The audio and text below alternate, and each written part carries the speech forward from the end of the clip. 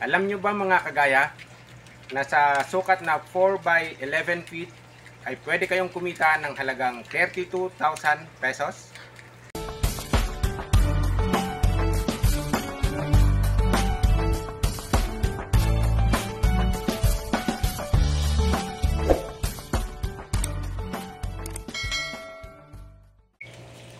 Isang pinagpalang umaga mga kagaya. Tama po yung narinig nyo. Pwede tayong kumita ng 32,000 sa ganitong sukat na 4 by 11 feet. So hindi po to scam. So huwag kayong matakot na panoorin yung video na to. At hindi ko po kayo aanyayahan na mag-invest. I-share lang po namin yung aming experience sa pagtatanim gamit yung hydroponic methods na yung nabanggit kong amount is possible nating makuha. Ito po ay mas maganda rin po to sa mga nagtatrabaho as additional income. Kami kasi dating OFW, so ito na yung naging means of living namin, na nagtatanim, nalilibang kami at kumikita na rin. So paano nga ba na-achieve yung 32,000 na kita sa ganito lang kaliit? So ito po ay mayroon tayo ditong 15 tuna box. So hindi pala 15, 12 tuna box. So per tuna box may 15 na butas po yan.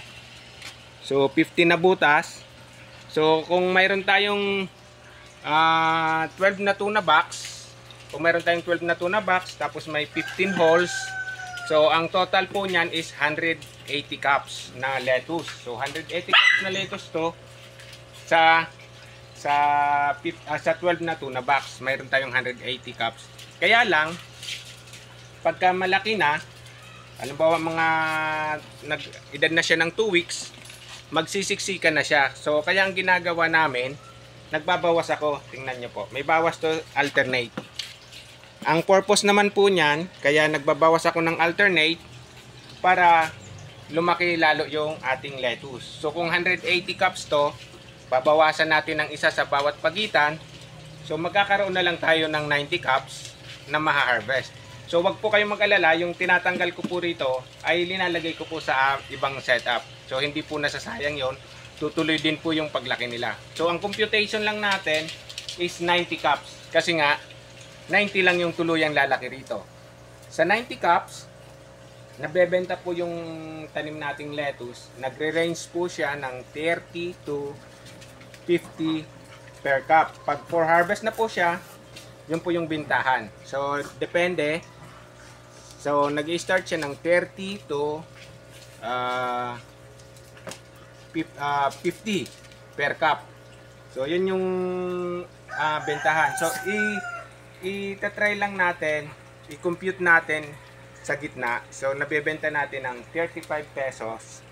Sabihin natin 35 pesos yung per cup nito. Tapos i-multiply natin sa 90 cups. So magkakaroon tayo ng 3,150 every harvest. So ibig sabihin every month.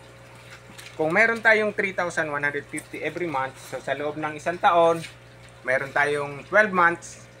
So pag minultiply mo yan, ibabawas pa pala natin kung magkano pala yung nanggastos natin. Doon sa, kasi gross sales pala yung sinasabi ko na 3,150. Ibabawas natin sa 90 cups, ang magagastos mo rito ay total of 405 pesos. So kung paano po yung computation yon, kung magkano nagastos sa cups, magkano nagastos sa kukupit, magkano nagastos natin sa tubig at sa nutrient, may computation po ako niyan. Panoorin nyo po yung mga previous uploaded video ko sa YouTube. Nandun po yung computation nito. So saka kung magkano ang nagastos ng pag-put up nito, kagaya ng greenhouse, kasi lahat ng gastos nito ng greenhouse namin is uploaded na sa aming YouTube.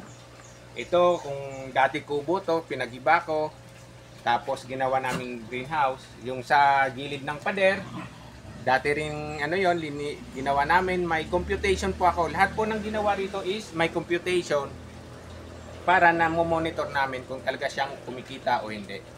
So ayun. So after na mabenta natin ito is may 3,150 tayo sa 90 cups. Ibabawas natin yung 405 na operating expense natin. So matitirhan tayo ng 2,745 per month yung harvest natin. Kung siyempre i-multiply natin ng 12 months, so magkakaroon tayo ng 32,940 sa ganitong setup lang. Every year kikita tayo. Paano kaya kung i-double natin tong space? Kung may space kayong medyo malaki, o di merong kikita kayo ng 65, around 65,000 yearly. Kung talagang siseryosohin nyo yung pagtatanim, gawin yung 5 doble to yung ganito. Naku mga kagaya, magkakaroon kayong tumataginting ng mga 164,700 to be exact. Kung siseryosohin natin yung pagtatanim. So, sinishare ko lang po itong mga kagaya. Hindi ko ibig sabihin na gawin nyo.